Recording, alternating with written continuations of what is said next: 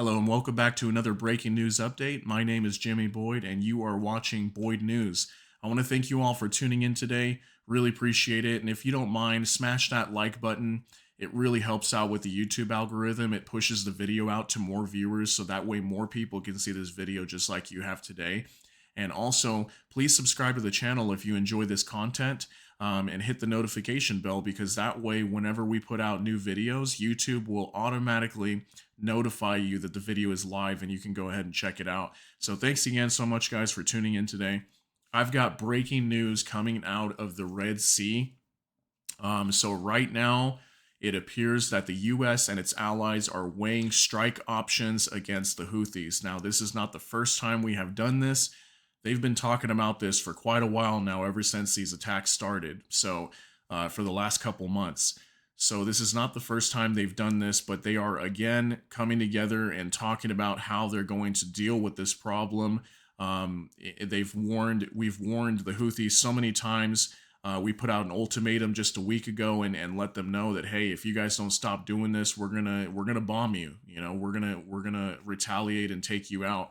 But we haven't done anything yet. And the Houthis see that. They see that we're being weak and we're not living up to our word. And they know we're not going to do anything. And I think in a way they kind of have us at the throat, just in terms of the economy and oil prices and all these different things. And they know that if we attack them, this is going to escalate many tensions throughout the Middle East, which is something that we don't want right now. As you know, the U.S. and the Western allies, they don't want that. We have so many problems right now. We can't afford a war to break out in the Middle East, especially when we're dumping all this money into Ukraine and there's all that mess going on over there in Eastern Europe. We're more focused on that than we are with what's going on in the Middle East. But in a way, we have no choice but to support Israel for right now.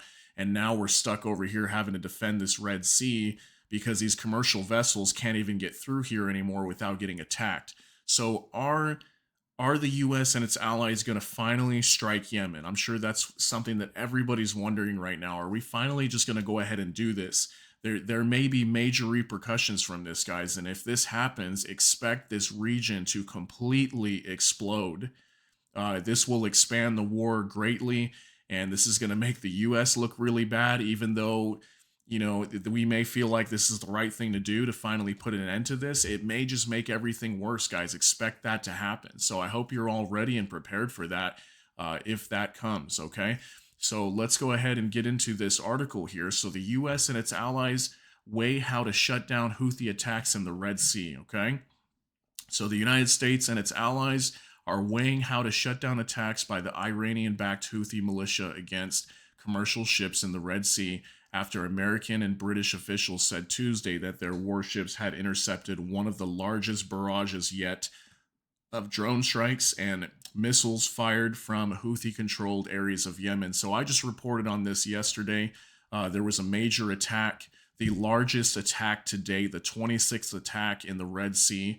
Well over 20 missiles and drones were fired from Yemen towards the U.S. Navy and also one of the warships, the HMS Diamond from the UK. And we shot all of them down. Luckily, there was no injuries, no damage reported, but it was the largest attack to date. So now the U.S. and its allies are looking at strike options again for at least the second time now to finally put an end to this mess over here. So let's go ahead and continue. The Houthi attacks in solidarity with Hamas in its war against Israel have forced the world's largest shipping companies to reroute vessels away from the Red Sea, creating delays and extra costs felt around the world through higher prices for oil and other imported goods. So I do want to update you guys as well on that in terms of commercial vessel shipping. It appears that a minimum of 20% of the world's commercial vessels have diverted away from the Red Sea, and that number is going to increase as this conflict worsens, guys. It will increase, and when this happens, we will have more inflation, we will have prices going up, so probably coming by spring or summer, we should see the effects of just what's going on right now. Just the 20% of ships traveling around Africa instead of going through the Red Sea, guys. This will affect the economies going forward in the next few months. And this is at the worst time right now too, because economies are already struggling. We have reports from the World Bank. I just put a news update about this the other day that um, the World Bank has warned that we are entering the worst uh, first half of a decade in terms of global economy in the last 30 years, guys. The last 30 years, okay? So we are already having a struggling global economy, and this is only going to make things worse, okay? So let's go ahead and continue. The Biden administration and a number of international allies said last week that they would hold the Houthis responsible for the attacks, which they have not done yet, by the way. A warning that suggested that the government may be considering retaliatory strikes on Houthi territory in Yemen, military officials said. Rather than back off, the Houthis have appeared to step up their attacks, and that's exactly what they have done. They have stepped up their attacks and made them even worse in terms of backing down. You would think that if a big strong military like the United States and the Western allies would pressure the Houthis to stop their attacks, you would think they would back down because they clearly are not as powerful as the United States is, for example. But they're doing the opposite because they're calling our bluff. They know that we're weak. They know that we will not attack them. So they will continue doing this. And they want to provoke this war. They want to provoke the strike. And it's only going to make things worse, guys. So we're going to have to see what they decide to do about this. So John Kirby, White House spokesperson, said on Wednesday during a briefing that these attacks are unlawful, they're reckless, and they're escalatory. We're going to do everything we can do to protect shipping in the Red Sea, he said. And he declined to elaborate on this issue. And also, Secretary of State Antony Blinken, speaking at a news conference on Wednesday in Manama, Bahrain, the latest stop on his Middle Eastern tour, declined to say what actions might be coming. What he said, what I can tell you is that as we made clear, and many other countries made clear, there will be consequences for the Houthis' actions, he said. So are they going to finally do something about this? I don't know. Yesterday, the British Defense Secretary Grant Shapps, he came out in an interview on British television in London, and he basically said that they were also considering taking military action. This is the British defense. They were planning on taking military action against the Houthis if attacks did not stop. And he did put out a major warning, which I said this yesterday, and I think this is what's going to happen. I think the British will attack the Houthis first, and we may attack with them at the same time. We may feel pressure to just go in and follow Britain's lead and go ahead and attack the Houthis. But he did state the simplest thing to say is watch this space, guys. He said, watch this space. Watch what happens in this area of Yemen. So, is that a precursor to a preemptive strike on the Houthis? We'll just have to see about that. I'm not sure if that's going to happen, but at this moment, like I said, this is the second time that the U.S. and allies are getting together and talking about this, and they discussed this before and did nothing. So, are we going to see that? Are we finally going to, step up and do what needs to be done and put an end to this? I don't know. Will it actually put an end to this though? That's the big question. I don't know. I think it might just go ahead and make everything worse. Honestly, I don't think it'll make anything better, but do we have a choice at this point? The US right now, especially, we're stuck in a pickle because we're stuck over here defending the Red Sea when we shouldn't have to be doing this, all because Israel is deciding to invade Gaza, and Israel is going to be staying in Gaza, with their operation there for probably the rest of the year, they said. So if that continues on throughout the rest of the year, that means we have to remain in the Red Sea and continue to protect these commercial vessels and waste millions upon millions of dollars shooting down these drones that cost nothing. And it's only going to just make everything worse, guys. And these attacks are not going to stop. The Houthi leaders as well. I do have a response from them. The Houthi leaders said any U.S. attack would not go without a response, guys. So if we attack the Houthis, they have said that they will respond even more aggressive than they have just responded yesterday when they launched those 20 missiles and drones. So I want to talk a little bit about this. So this is what they had to say. Um, any attack on Yemen's Houthis will not go without a response, guys. The group's leader, Abdel Malek al-Houthi, said on Thursday in a televised speech, he said any such response would be bigger than the recent strike in which its drones and missiles targeted a U.S. ship in the Red Sea. And he said any American attack will not remain without a response, guys. The response will be greater than the attack that was carried out with 20 drones and a number of missiles. Okay? So they're not messing around here, and they are not afraid of the United States. They are not afraid of Europe. They're not afraid of anybody. And they're just going to continue doing this, and they're going to step up their attacks more and more and more. And they said if we attack them, they will attack even harder. And I want to talk about this a little bit too. I actually have a video here in just a moment I want to show you guys, and this is very reminiscent to Trump. Okay, when Trump was in office, it's crazy to see the difference in administration just from simply changing from one president to another. When Trump was in office, his stance was completely different from Biden. He was very tough on everybody. He always put everyone in their place, and this is why we didn't have these wars breaking out. And then when Biden comes in, that's immediately when Putin invades Ukraine. And the whole world saw that. The whole world saw all these mistakes that were being made, our terrible withdrawal from Afghanistan, the invasion of Ukraine. There was all these different things that have been going on, and the whole world sees our weakness on that. They see the way that we've been dealing with these problems with our current administration with Biden. And that's why these leaders of like these Iranian-backed Houthis, they're not afraid of us because they see our response. Look at what happened in Iraq when we have all these bases. We had well over 100 attacks on American bases over there in Iraq. And then what do? The most we do is just go and lob a few airstrikes and missiles onto probably empty warehouses that have nobody even in them. And then we're like, hey, great, we took out a few, weapons depots. Like, that's it. That's all we do. We don't do anything else other than that. And I know it's because we're trying not to expand this conflict. But at the end of the day, we're already in it.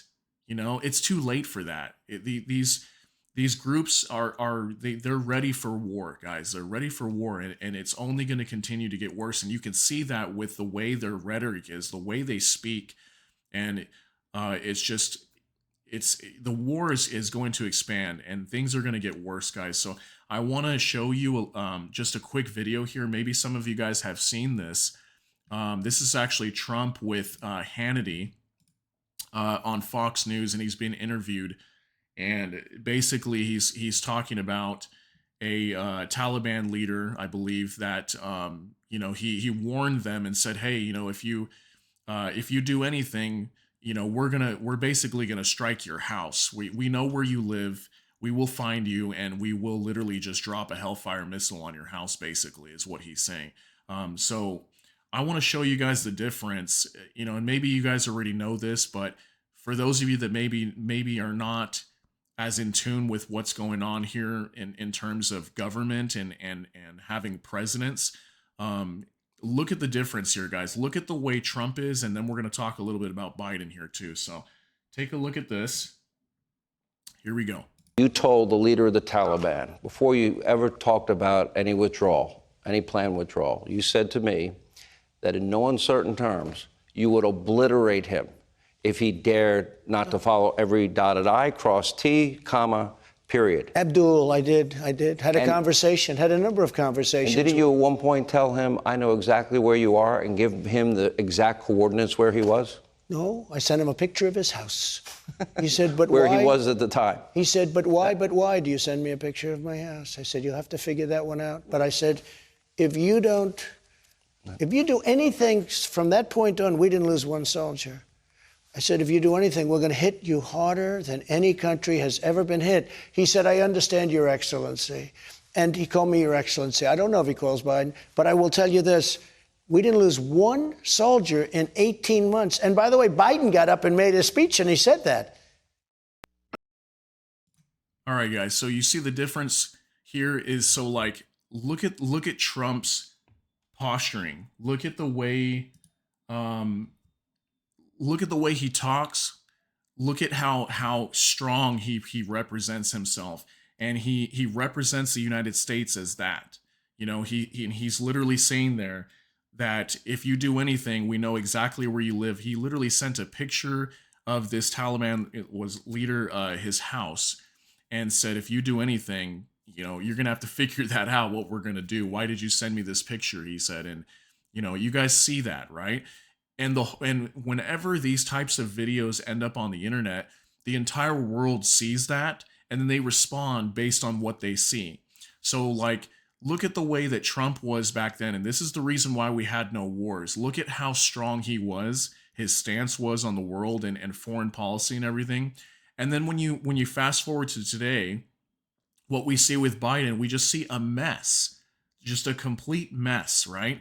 And here's a little, this is more of a meme, all right? And take a look at this. So like, I'm not here to make fun of people. I'm not making fun of old people. I'm not trying to do anything like that. All I'm trying to say is that the world sees weakness, right?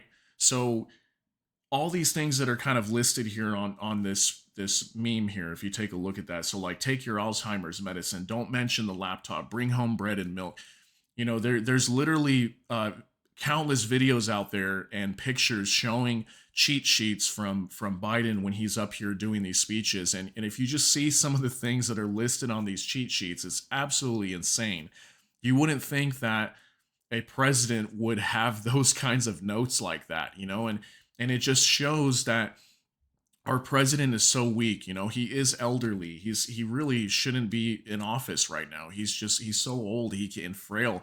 He can't even walk up a flight of stairs. He can barely even talk, you know. And again, I'm not making fun of people. All I'm trying to say is that the world sees this, you know. We're not dumb, okay? The US White House may think that the world is dumb and they don't see these things, but they do. The people see these things. If you pay attention, if you just take 5 minutes out of your day and just go and try to look into this stuff, you can see that we have a weak president.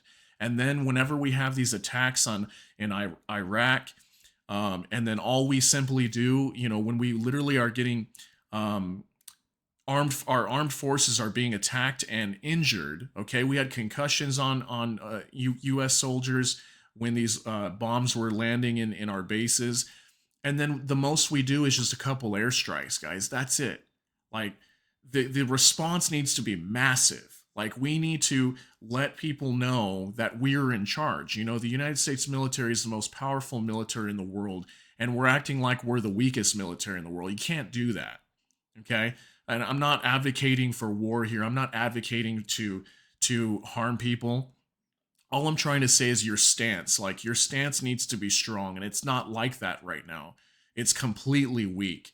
And the whole world sees that, and that's why we're seeing these kinds of escalations, and that's why we're seeing, like the Houthis, for example, they don't respect us at all. They have no respect for the United States. They're not afraid of us because they know we're not going to do anything. But we'll just have to see, guys. Are we finally going to strike the Houthis here, guys? Is it finally going to happen? And then, you know, we're just going to have to see what the repercussions are going to be from that, because it could really go either way. It could calm things down, which I don't think is going to happen, or it could make everything worse and Iran gets involved, and there's a heavy chance too that we might just go ahead and strike Iran at the same time, because technically they're the source of the problem. They're the ones that are funding all these militias throughout the world, and we're just seeing more and more escalation, guys. And so we'll just have to go ahead and see if this strike is going to happen. Will it happen? You know, comment down below and let me know what you think. I also put out a poll, you know, answer on that poll and let me know what you think. I want to know what all of you are thinking. I know I'm not the only one concerned about this. So, you know, let me know what your concerns are down below, guys. And we'll just have to keep an eye on this. And if anything happens, I will update you guys right away. I'll let you know what's going on here with this situation. And as I always say when we talk about this stuff, keep your head on a swivel, guys, and be prepared for anything to happen. At a moment's notice, things could pop off, and we are living in a completely different country than we were living in before. And, this could definitely worsen things. So make sure you're prepared. Take care of your family, take care of yourself, and we'll see you guys all in the next one. Thank you so much for watching, and take care, guys.